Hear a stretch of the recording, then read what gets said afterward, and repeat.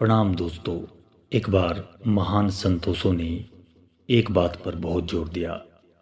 उन्होंने बुद्ध भगवान बुद्ध पर बोलते हुए एक बात कही कि सिगमंड फ्रायड ने अपने जीवन के अंतिम दिनों में कहा कि जीवन भर मैंने बहुत लोगों का मनोविश्लेषण किया और एक नतीजा निकल कर के सामने आया कि मनुष्य सत्य के साथ जी नहीं सकता, असत्य जरूरी है।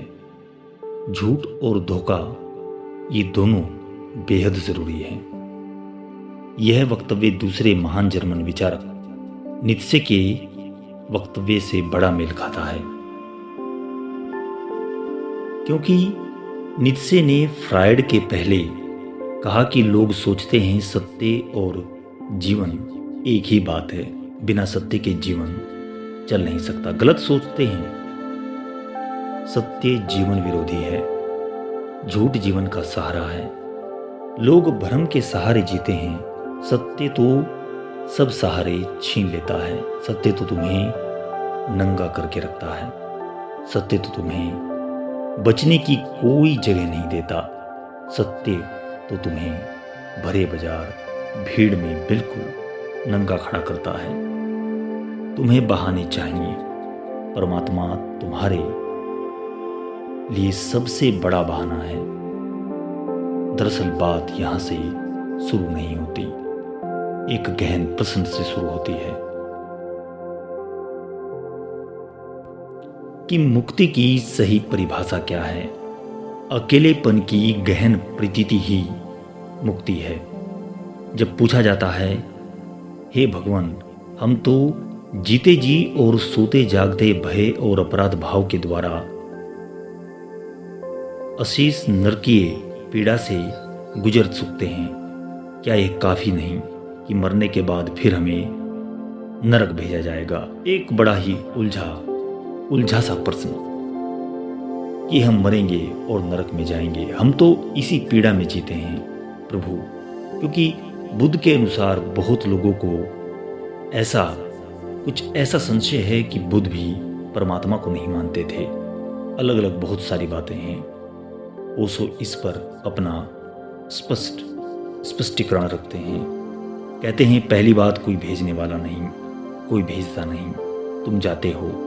इसे बहुत ठीक से समझो, अन्यथा बुद्ध के दृष्टिकोण को कभी ना जान सकोगे। बुद्ध के दृष्टिकोण में जो अत्यंत आधारभूत बात है वह यह है, धर्म ईश्वर से शून्य है। अगर तुम किसी भांति ईश्वर को पकड़े रहे तो बुद्ध के धर्म को कभी ना जान पाओगे।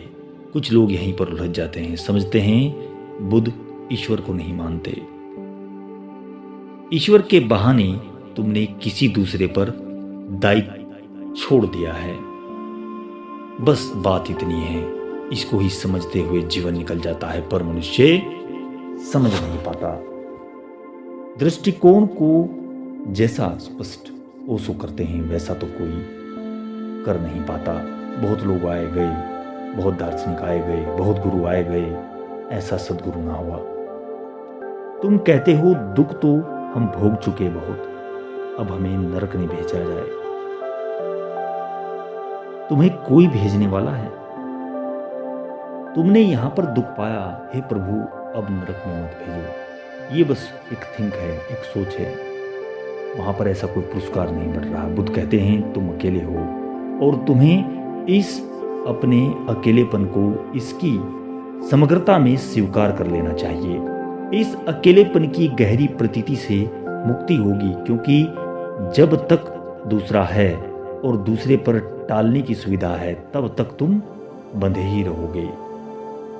कभी संसार तुम्हें बांधेगा और कभी धर्म तुम्हें बांध लेगा, लेकिन बांधने का सूत्र है कि कोई दूसरे पर तुम जिम्मेदारी टालते हो।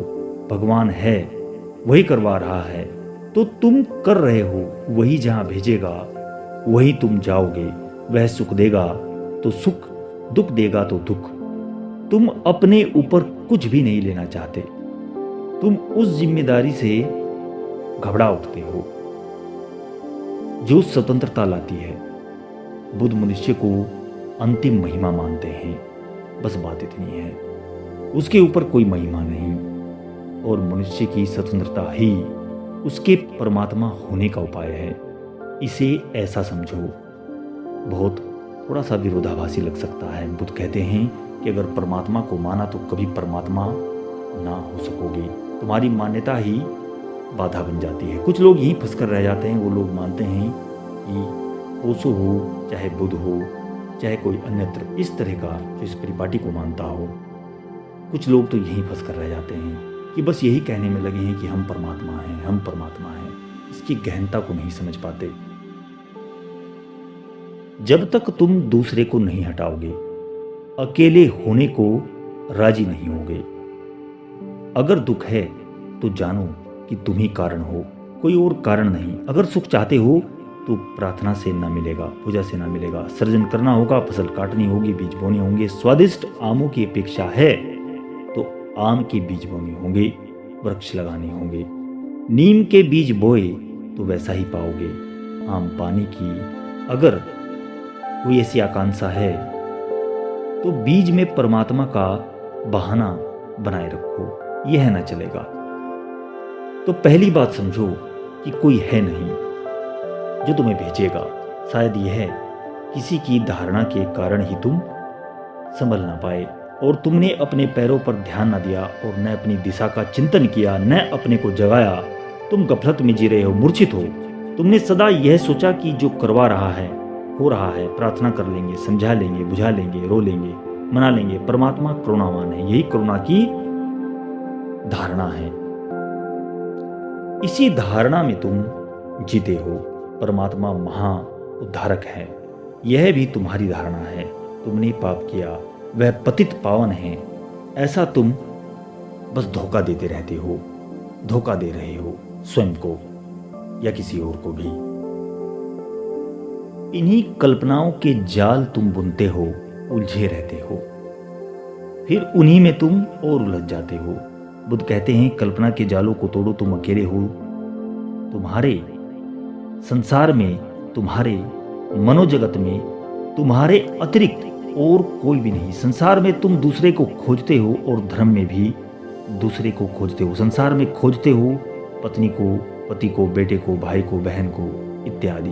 अकेले होने की वहाँ भी तुम्हारी तैयारी नहीं। अकेले होने में डर लगता है, अकेले घर में छूट जाते हो, भय पकड़ लेता है, कांपते हो, कोई चाहिए। अगर बिल्कुल अकेले छोड़ें जाओ, कोई तुम्हें खोज न सके, तो तुम कल्पना करने लगते हो।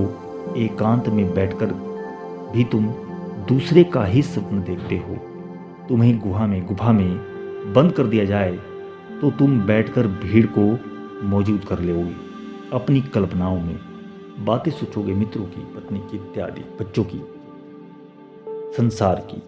किसी तरह संसार से घबरा जाते हो एक दिन, तो फिर तुम दूसरा संसार बनाते हो जिसको तुम धर्म कहते हो। मंदिर जाते हो, पत्थर पर सिर रगड़ते हो, टीका लगाते हो, भजन गाते हो इत्यादि।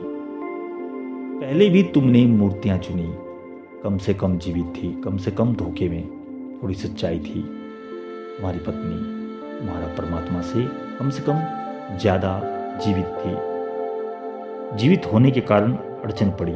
तुमने जो चाहा उसने ना किया, तुमने जो चाहा वैसी वह सिद्ध न हुई। उसके यथार्थ ने तुम्हारी कल्पना को ठहरने न दिया, तोड़ दिया।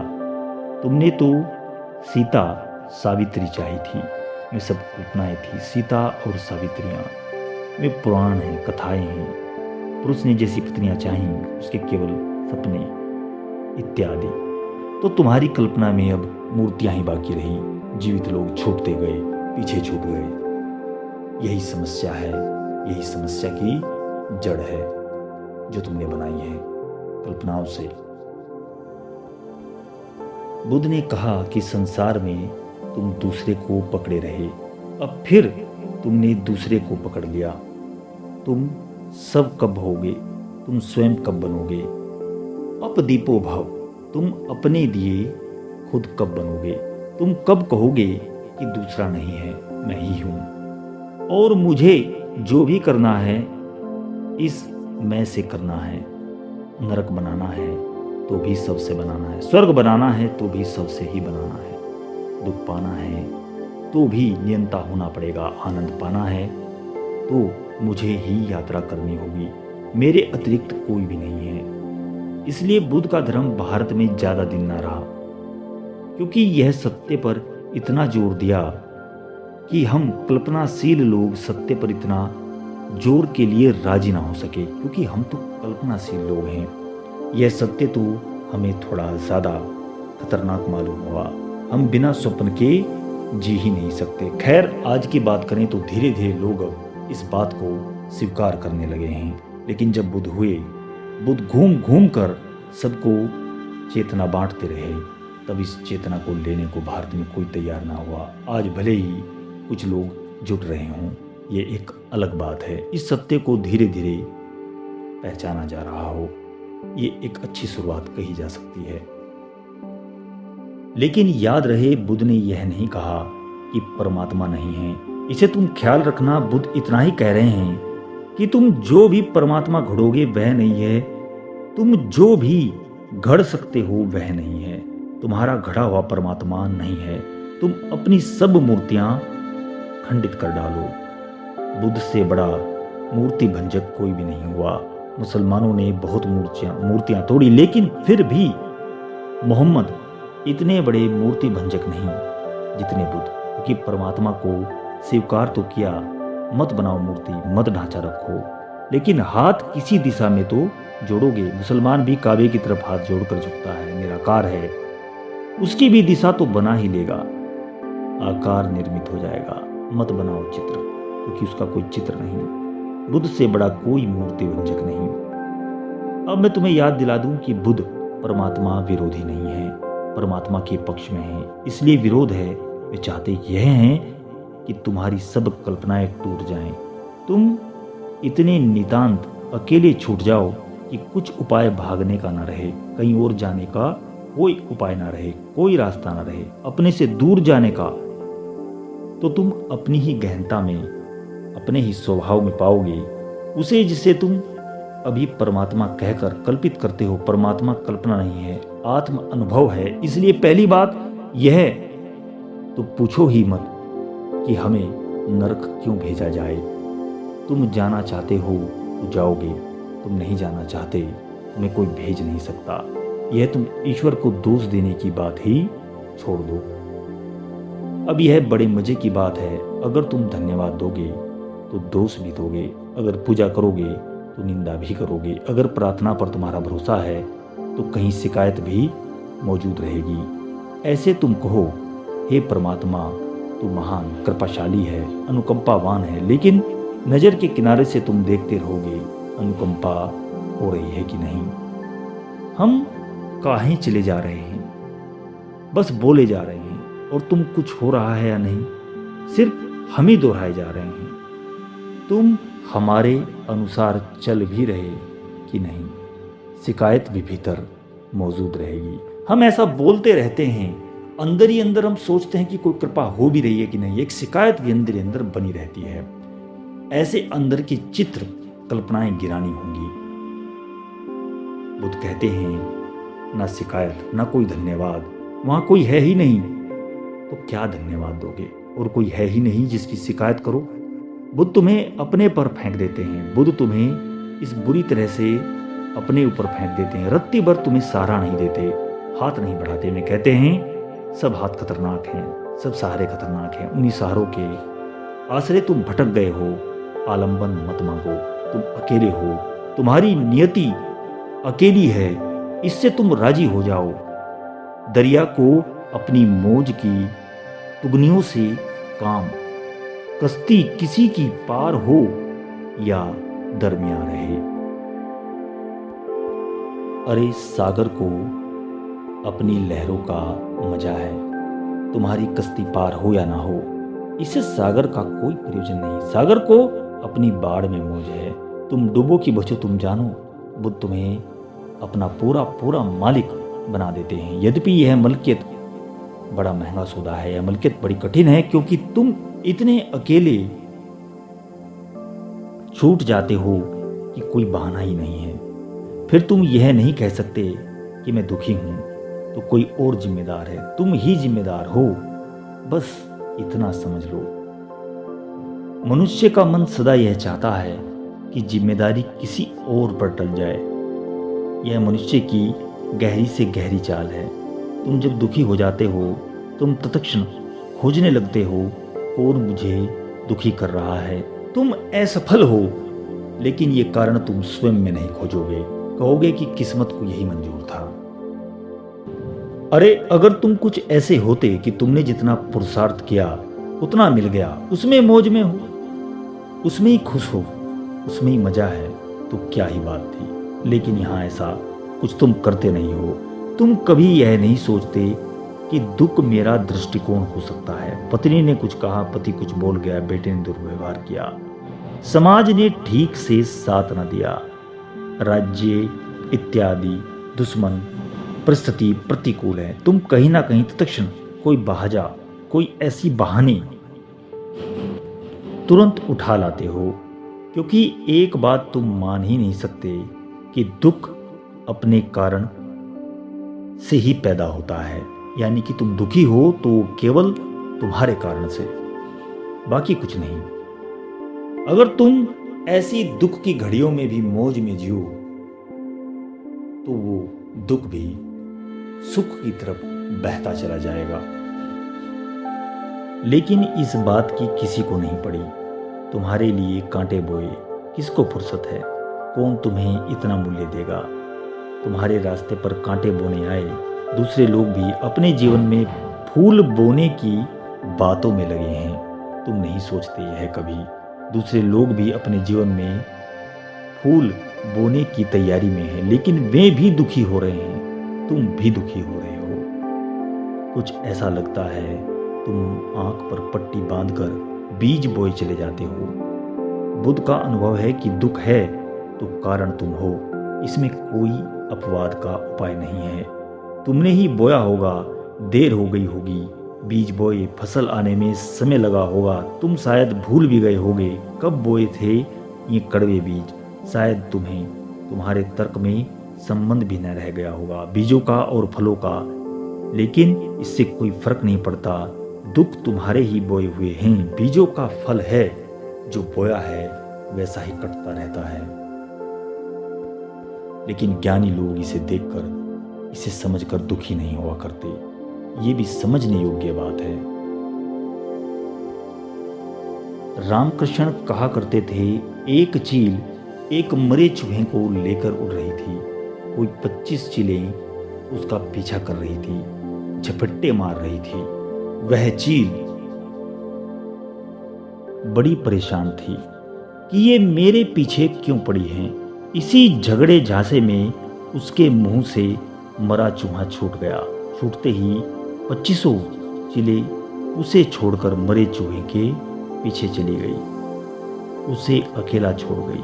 वह एक वृक्ष पर बैठ गई। वह सोचने लगी, इसमें से कोई भी मेरे खिलाफ नहीं थी।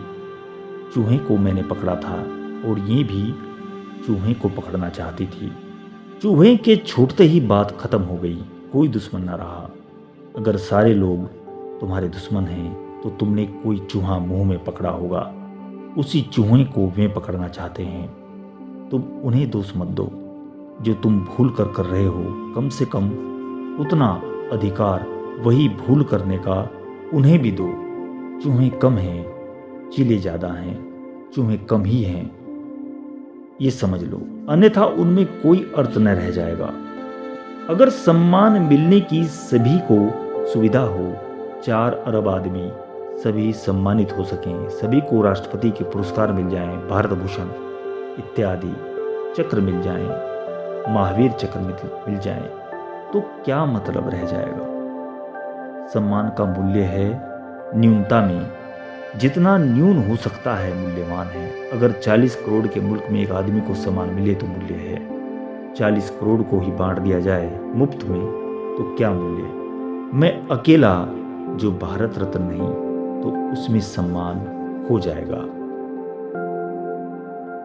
तो समझो, जीवन का संघर्ष ऐसा है, न्यून का मूल्य होगा। अगर कोहिनूर हीरे सभी के पास हों तो कोई मूल्य नहीं। कोहिनूर चूंकि एक है, सभी के पास होने का उपाय नहीं, वही उसका मूल्य है। कोयला और हीरा एक ही जगह मिल जाते हैं, लेकिन सम्मान केवल हीरे को मिलता है। न्यून होना चाहिए तो सम्मान मिल सकता है। सम्मान का अर्थ यह हुआ कि जिसके लिए बहुत लोग संघर्ष कर रहे हों। बस